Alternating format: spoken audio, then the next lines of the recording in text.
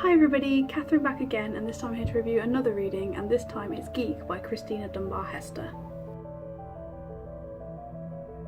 This reading starts out by talking about what the word geek actually means and how it's come back into our vocabulary. The word geek was initially used to describe somebody who was unsociable, devoted and diligent, and these things inherently carried quite a bad connotation to them. The word geek was often used to describe someone who was kind of a freak or a fool or sort of like a circus attraction. Nowadays the word geek actually has some quite good connotations to it. It kind of can be used to describe somebody who's hardworking and good at what they do and passionate.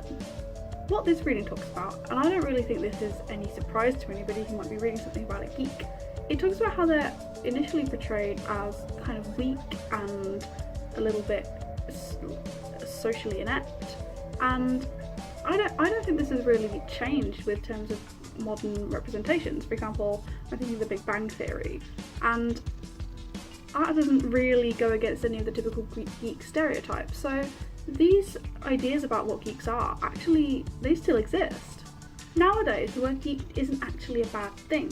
So when we think of geeks, we might think of, for example, Bill Gates. Now, he's one of the richest men alive, and he has almost a celebrity status. So maybe nowadays being a geek isn't something to be frowned on. It's actually something that can be really good for you and everybody around you. This reading also talks about the way that geekism, or geekery, it's quite masculine dominated. There isn't really a lot of space for women in this all. It tends to be men who are middle class and white. Not to say that other people of other identities can't be geeks, but traditionally we only ever really see geeks represented as that kind of person. Tinkering, which is something often associated with geekery, for example, modding computers, or in previous times radios, it was seen as quite a masculine pursuit, so there wasn't really a lot of space for women to be able to get into this kind of thing. And we also have to think about in terms of the finances that people have. So it may be that men who are white and middle class actually have a lot more access to computers easily. Dunbar-Hester talks about how being a geek is really westernised, and there isn't really a lot of scope to be a geek in other countries, or it might have different connotations, it might mean different things, or maybe there isn't the concept of being a geek at all in some places in the world. She uses the example of female technicians in Malaysia.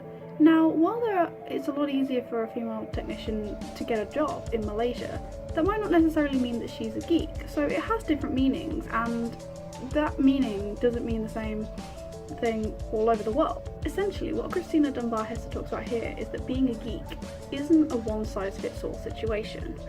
To be honest, I've never really thought about what being a geek came from, where it stemmed from. I just had this idea of this little wheezing man, this little wheezing teenage boy in my head. I hadn't really thought about how this is really perpetuated in the media and things like that. Like, we don't really see female geeks, and when we do, there's a certain stigma attached to that. It's a bad stigma.